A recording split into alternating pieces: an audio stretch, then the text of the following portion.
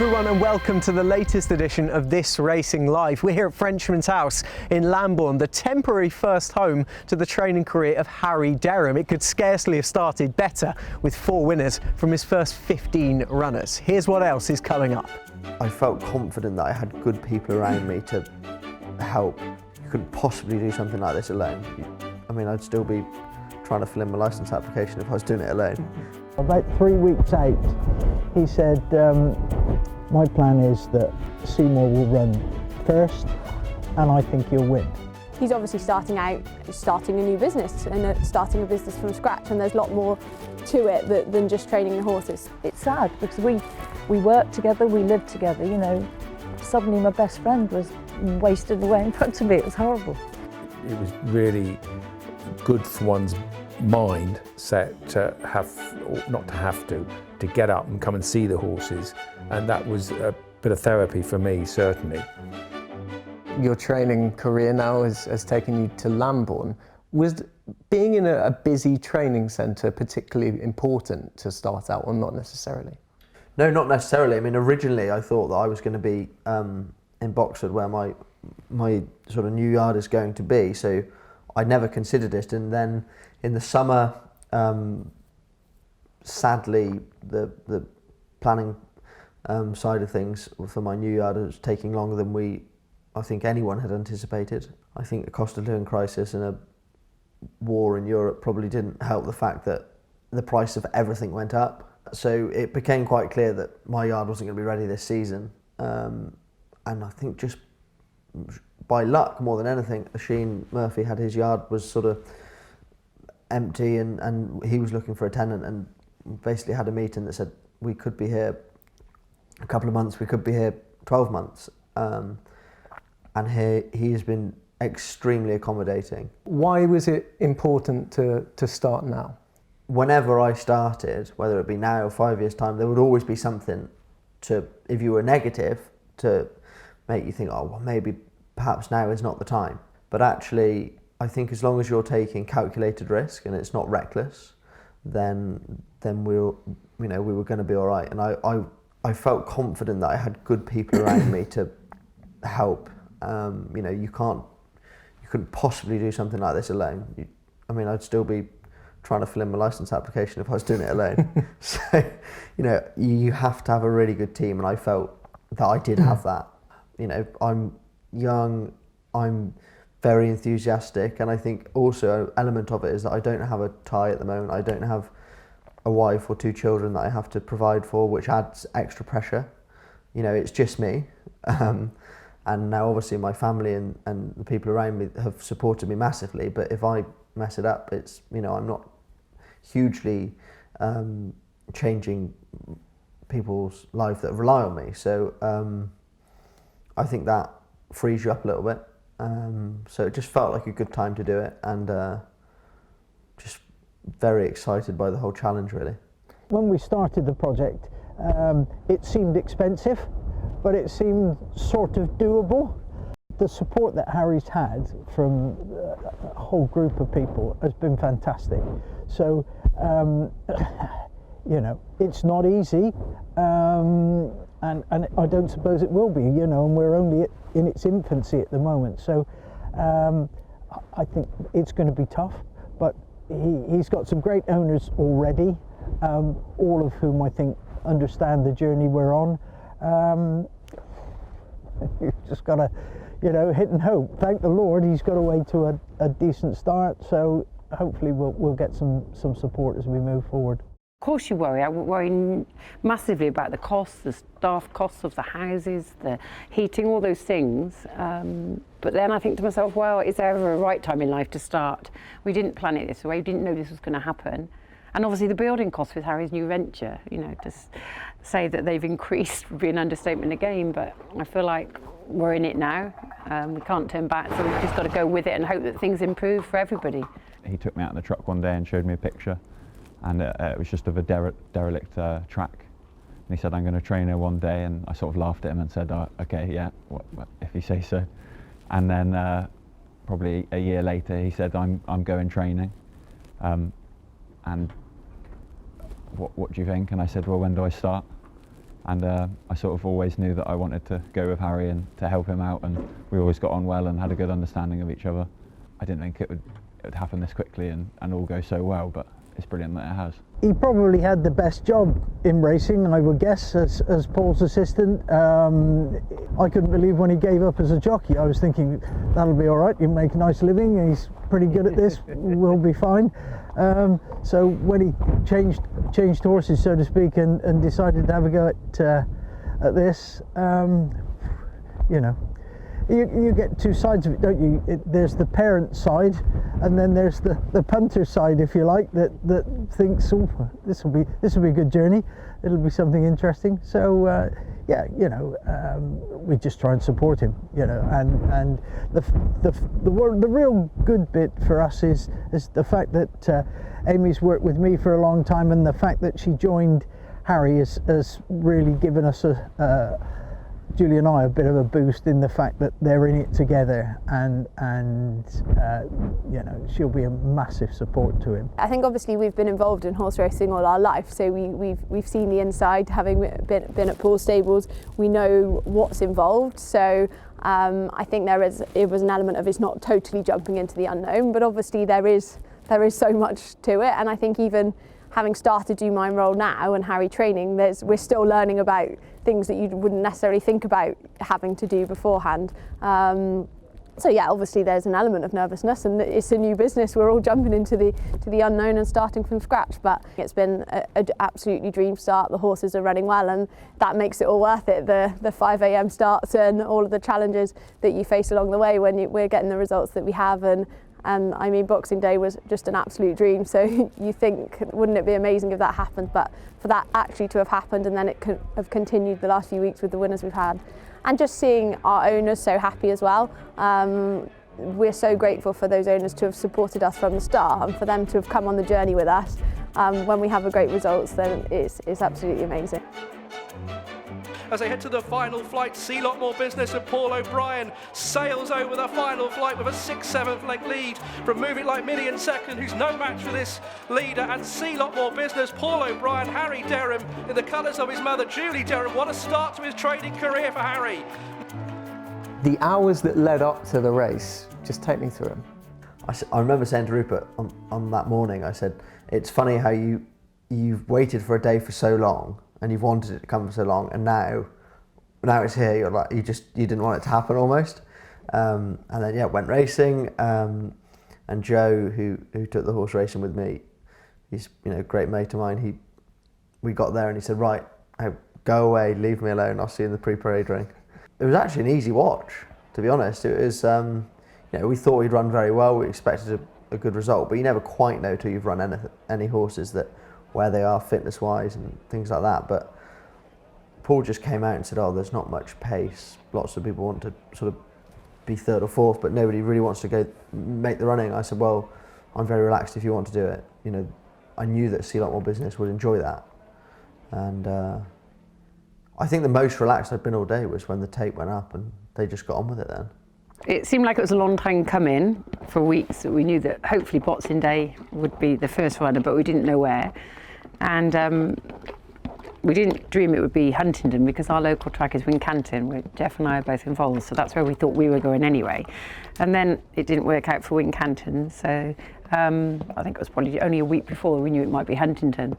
And then Harry also, I think, kept from me that this boy was nearly ready, because he said, Mummy won't be ready till January to run. So that was exciting in itself. The one thing is he can tell me things that he can't always tell his mum. And a few weeks before, about 3 weeks out, he said, I know we talked about a couple of horses going to run first. He said, but my plan is that Seymour will run first, and I think he'll win. But whatever you do, do not tell Mum whatever happens about that.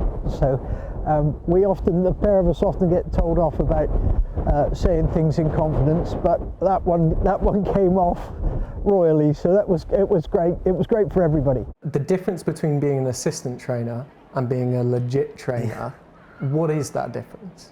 Oh, pretty big, yeah, pretty big, because it's your name above the door then, isn't it? And obviously deeply cared about how Paul's horses ran, every single one of them, and you always wanted them to do well. And this was a different pressure because it was the first runner I'd sent out in my own name, and you know, I felt that early on I wanted to show that my horses were in good form. We, you know, as a team, we sort of felt like we were doing a good job, and the horses looked well, but until you run them, you've got nothing to show for that.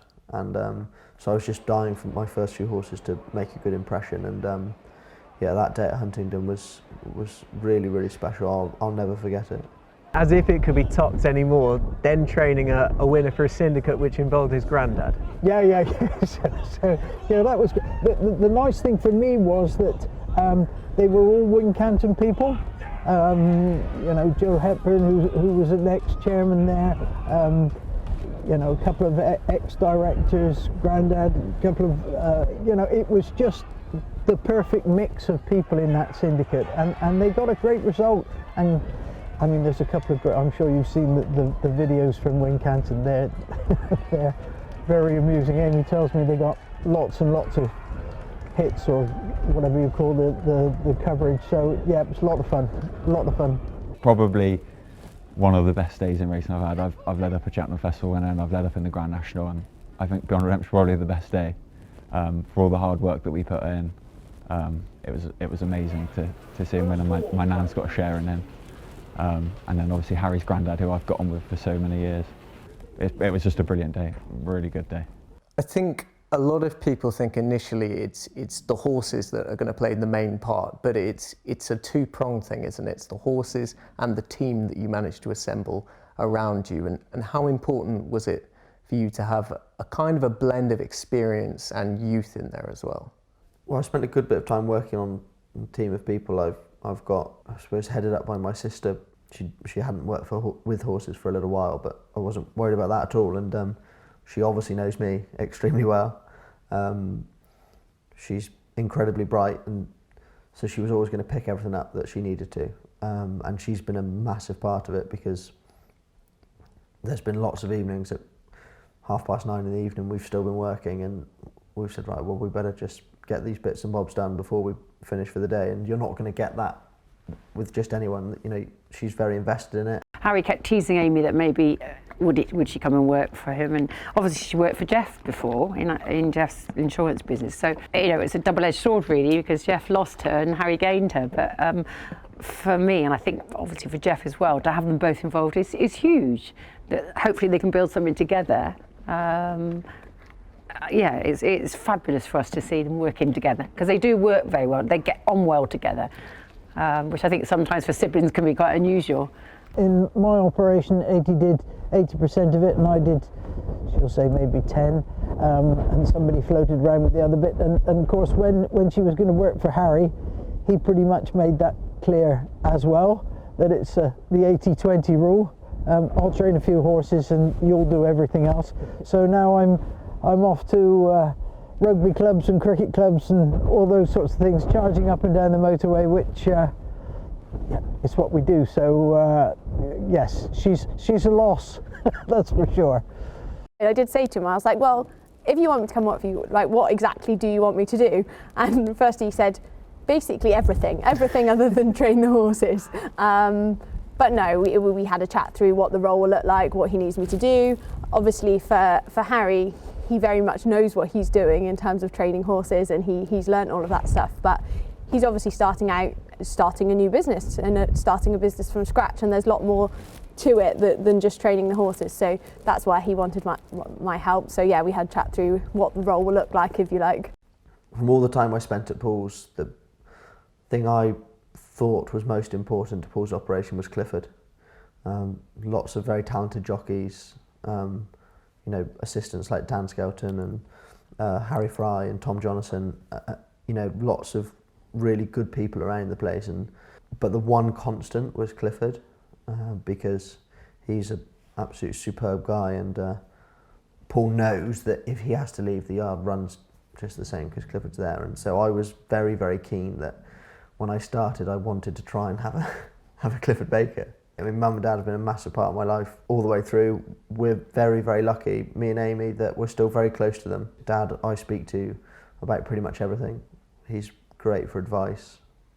He doesn't know much about horses at all, but he's done really well in life with his business, and just, you know, if I end up like Dad, I'll be really, really pleased. And his advice about everything is great. And you know, they come in and, you know, watch the horses a bit, and obviously their life is an hour and a half down the road.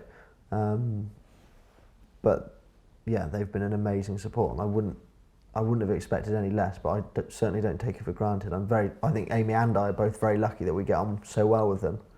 And I hope that, you know, the two of us are doing them proud. You've started off in such a great way, and whatever happens between now and the end of the season, you can look back at this season and consider it a success. I consider the first month a success, but if I got to the end of the season on the same amount of winners I was on now, I wouldn't consider it a success. I think the thing in our industry is that you want to, you know, the next one is the most important one, isn't it? And whether it's because of the game or how the sport works, is that every time a horse wins, the answer is, well, where are you running him next? So yeah, the first month has been really good. I feel really great about how the horses have run, and to have 4 winners is good, but it's a start in my opinion, and I want to build on that, and I want to keep doing better. If you're doing it right, the way I saw it, that Paul's horses got better, I always was really impressed with, he had horses win at October in Chepstow and run career bests at April in Sandown. Well, that always really impressed me, because that's training. You want the horses to get better, and so those horses that have run well in defeat or won this season, for me, I want to try and progress with them and keep moving forward, and hopefully keep them getting better through the season. Do you consider yourself hard on yourself? If something goes wrong, how exactly do you take that? I put a lot of pressure on myself, for sure, because I expect a high level of whatever I'm doing. I want to do it at a high level and do well. I think, I don't know, because I've not been doing it very long, I think there will come a time of the day, however the day has gone, where you have to go, right, that's finished now, forget about it, and you know, tomorrow's another day. So I expect a lot from myself, put a lot of pressure on myself to perform get my team performing to a high level. I was desperately hard on myself when I rode, which was ridiculous, because, you know, half the time you didn't win because the horse wasn't fast enough. I think what I'm trying to do at the moment is say to myself, make the best possible decisions you can with the information provided. Feel like you've done everything to the best of your ability in terms of training the horse, preparation, try and find the right race. And if it doesn't happen, it doesn't happen. And actually, if you drive yourself mad after it, well, that's not going to change the result. When the race has happened, it's happened. So however annoyed you become, it's just going to ruin your evening, I think. So I'm going to try and stay like that. Obviously, there's going to be days that will drive you completely insane. I know that, but I want to try and get to a place where I can say, well, I made that decision with the information at my disposal. We've tried our best. It didn't happen. Okay, well, let's try and work on a way that it would happen next time. That's how I'm going to try and work it anyway. Is there one area of your life where you feel you learnt the most about what you are currently doing now? I would imagine it's assistant trainer, but it's not necessarily as cut and dry as that. That's an easy answer. Working for Paul Nicholls. I'm sure he does know it, but he probably doesn't know the amount that he's teaching you just on a daily basis. Like, he's so good.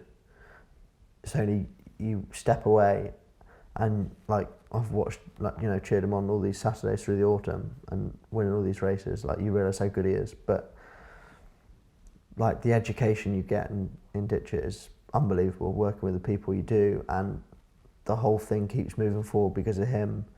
The standard is extremely high because of him. You have to work extremely hard because of him.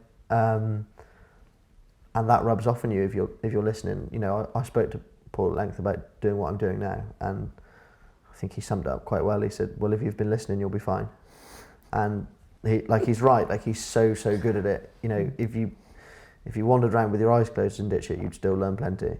And I took in as much as I possibly could. Like, I love nothing more. It annoyed me so much how busy he was on the way home from racing at times, because like I'd be like quizzing him on horses. What are we going to do with this one? How are we going to make him better? What's your plan with him? What are we doing in the morning? And like some days you'd be driving home and he'd just like all this knowledge that he'd tell you about, and the phone would ring. He'd be like, God's sake, I was getting so much good stuff there, you know. And so yeah, like anyone who, you know, you've seen the people that have worked for him, and working for him is, I would suggest, the best education you could get. And just 2 minutes up the road, we've made our way to Oliver Sherwood's. He's a trainer accustomed very well with the highs and lows that come with horse racing. There have been plenty of the latter in the last couple of years, but the highs might be returning, courtesy of one special filly. Every trainer goes through high highs and low lows. And somebody said to me years ago, owning or training or riding a racehorse is 95% disappointment and 5% enjoyment, but the 5% enjoyment makes up for the 95% disappointment, and I think that's very, very true. Just take me back to when you found out initially when you've been diagnosed with cancer. I was on holiday with my brother and my wife and Simon's wife when I had pains and everything, so I went and got diagnosed, and I knew something wasn't right. But it's much harder for, firstly, my wife, Tarnya, and my children. I got 2 for my first marriage, and we've got 2, and my brothers and everything. So it's much harder when you just feel awful, and you just got to get on with it. So the word cancer and chemo are swear words in this day and age, and you think when you mention cancer to someone or chemo, it's almost like being told you've got a death sentence. So no, it was much harder for Tarnya, there's no doubt about it, and my family than me. Initially, when he was first diagnosed, I felt such a fool, because I felt as if I should have known that he wasn't very, not that he wasn't very well, but he'd lost a lot of weight at that point, and people were saying, God, Oliver's lost weight, and I kept saying, oh, it's just stress from the move, you know. And I don't do stress, you know, he's always saying, but I just felt it was that rather than anything else. So I wasn't worried about him until we went on holiday, when he started getting these really bad pains in his stomach. And then one night he literally was doubled up in pain and went over to A&E at Swindon, and there was a 6-hour wait, and this was at midnight. So he turned around and came back, and he went back the next morning and had his scan, and that's when they diagnosed him. And as I said, I just felt, well, it's a horrible feeling, because it's the not knowing. And unfortunately, you all do that terrible thing of going on Google to see what you think, and then it was a stage 4, you know. So as soon as you hear stage 4, you think, this is just not going to be good. But he sailed through his first 2 or 3 chemo sessions. He sailed through. I was so proud of him, the way he handled it all. I just couldn't get him to eat anything. He just wouldn't eat. And I'm a homemaker, and I love cooking, and I love looking after him. And so to not be able to do that, and he just slept all the time and didn't eat, and it was just, it's sad, because we worked together, we lived together, you know. Suddenly my best friend was wasted away in front of me. It was horrible. Getting up out of bed and having a purpose is usually something that keeps people going. For a racehorse trainer, that is every day. There's always something to do, there's always a question to answer. How important was it for you during that time? Looking back on it now, it was very important. I think I came, every day I came down. I think there were 3 days. One day I never came down at all, and 2 or 3 days I came down and I just was here half an hour. I said, I can't do it. I have to go back and just crash. So you're right, and it was really good for one's mind set to have, or not to have to get up and come and see the horses, and that was a bit of therapy for me, certainly. And I never went racing. The last time I went racing, I think, was Cheltenham in October, And then the next time was to see Queen's Gamble win in April. So I never went racing at all in the winter. And then worst of all, the horses weren't right after Christmas, and we didn't have many runners. And they came right just as I came right, which is quite spooky, really. Poetic. Absolutely. A lot of people have said, I'm sure horses, I don't know if they felt, who knows? It came good in the end. But it does put life into perspective a bit. And as I said earlier, I am as competitive as the next person, that I can promise you. And I don't like getting beat. But it does put life into perspective when you're worrying about a few four-legged horses charging around a field, jumping a few obstacles, and you get frustrated when they don't win. Family and much more important. It's amazing how tough you can be at times, and how you just have to just get on with it. I mean, so if I was really upset, I would go and have a bath and cry in the bath, because then you didn't really he couldn't tell I'd been crying, basically. If I washed my face and my eyes and whatever, he couldn't tell. So if I was really upset, I'd either go for a dog walk, go for a walk with the dog to clear my head, or just go and sit in the bath and just have a little cry. But yeah, it's just ways of getting through it. But I think you just learn that you can be stronger than you realise. And day to day, routine, everything still goes on. I still had to come here and ride out every day, you know, and more so when he wasn't so well and he wasn't always here. I was making sure that I was doing, you know, always here for 2 or 3 lots every day, and then going back and trying to get him to eat something, which was impossible at one stage. But I even used to cook, I go home and cook bacon, because as soon as anyone smells bacon cooking, you always feel hungry. And I'd try every trick in the book just to get him to eat something, but it wasn't a great time. Not a great time, but it must have accentuated the high when the high finally came back. It must have felt euphoric. I have never seen so many grown men cry as that day. God, it was unbelievable. I mean, Martin St Quintin, who's the chairman at Cheltenham, he's known us for a very long time. Oliver had a festival winner with him, for him, Coulton, in 1995. And Martin wouldn't be the sort of person that would be, you know, that type of person, I wouldn't have thought. David Minton, I mean, just everybody. The paddock, I've never seen a paddock after the last race on a midweek meeting at Cheltenham so full afterwards. You know, people just coming up and hugging him and congratulating him. And Johnny Perk, he was really emotional as well, because, you know, he's a young lad too, and he's only just started his time riding out for us, or you know, being around us. And he and Oliver are very close, they talk all the time. So I think it meant a lot to him too. And obviously seeing her win like that, we realised then, we thought she was quite nice, but didn't realise sort of quite how nice until that day. And then going back there in October, it was, you know, it was equally, it's not quite as emotional, but you know, still amazing. If you could look back at the end of this season and have a smile on your face, why would that be? One Cheltenham winner. I've been lucky to have 6 Cheltenham Festival winners years and years ago, virtually ridden by Jay Osborne, my brother. So it's a long time ago, and I would love to have one more Cheltenham Festival winner before. I'm not saying I'm going to pack up the end of the season or anything like that. I'm not. But before I finish my career, and I don't want to be doing this for the rest of my life, because I don't want to get too old to do a few other things before you can't do it, you know. But I would love to have another Cheltenham Festival winner. That would be the icing on the cake. It's been a long time since the last Cheltenham winner, a long time, and it would be pretty special. And Alex is such a lovely guy, and all of his family. His daughter Florence was there when Queen's Gamble won for the first time, and I think Florence will definitely be out of school that day. I would imagine all his kids will be. Sorry, teachers. So I think it would be pretty emotional, pretty special. So that's it for the latest edition of This Racing Live. Thank you to everyone who opened their doors to us this week. We will see you again very soon. Subscribe to Racing TV's YouTube channel now to watch more great races like this.